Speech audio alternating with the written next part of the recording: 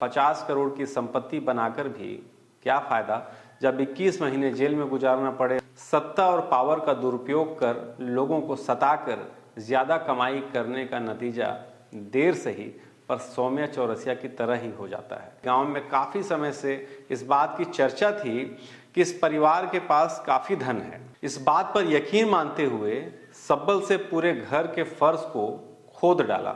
नमस्कार, मैं हूं मनीष। कोरबा में डकैतों को गजब की सूझी। छत्तीसगढ़ सरकार में बड़े अधिकारी के पद पर रहते हुए उसने खूब भ्रष्टाचार किया है। मतलब पैसा पक्का यहीं पर गाड़ कर रखा होगा और खोद डाला पूरा का पूरा घर। है ना गजब का दिमाग। फिलहाल ये खबर छत्तीसगढ़ में भ्रष्ट नौकरशाहों के लिए है।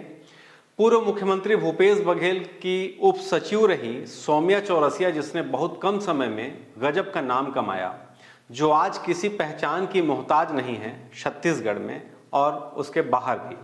छत्तीसगढ़ में भ्रष्टाचार का आधार स्तंभ सौम्या चौरसिया की मुंहबोली पुत्री के पिता के घर 20 डकैतों के गिरोह ने मंगलवार की आधी रात धावा बोल दिया और परिवार के 11 लोगों को रस्सी से बांध दिया। वजह तो जाहिर है, डकैती लूटपाट ही रही है, पर जो सोच कर लूट करने गए थे वो बड़ा दिमाग लगाने वाला काम था।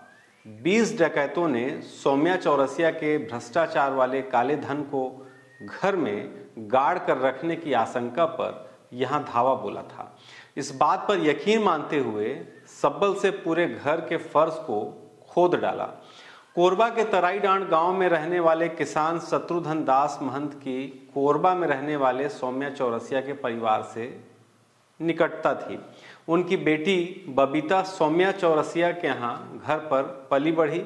सौम्या जब अधिकारी बनी तो बबीता को अपने साथ ले गई और उसका पूरा लालन पालन किया। भिलाई में बबीता को पढ़ाई कराते हुए MBA कराया।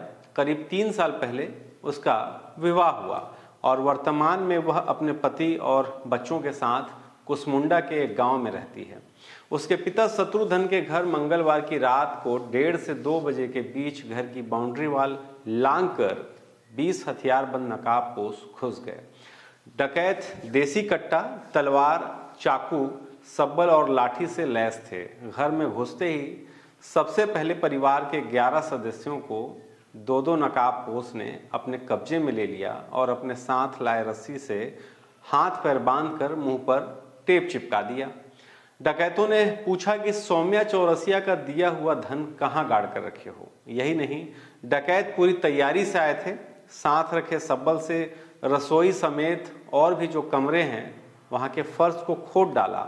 जिसके घर की घटना है, यानी शत्रुघ्न का कहना है कि डरा धमकाकर घर की अलमारी की चाबी जो डकैत थे उन्होंने ले लिए और उसमें रखे 1.5 लाख नगद और 10 लाख के जेवरात समेत लेकर फरार हो गए।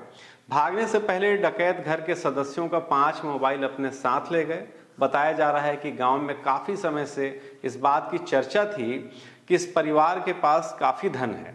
आपको याद होगा, एक समय था जब सौम्या चौरसिया के एक फोन कॉल से आधी रात में पूर्व CM भूपेश बघेल भी जाग जाया करते थे।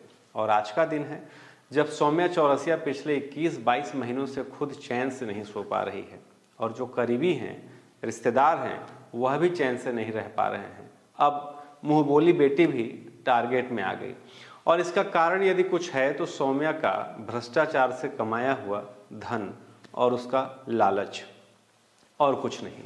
छत्तीसगढ़ प्रशासनिक सेवा में रही सौम्या चौरसिया कांग्रेस शासन के दौरान हुए कोयला परिवहन, शराब और DMF घोटाले में आरोपित है।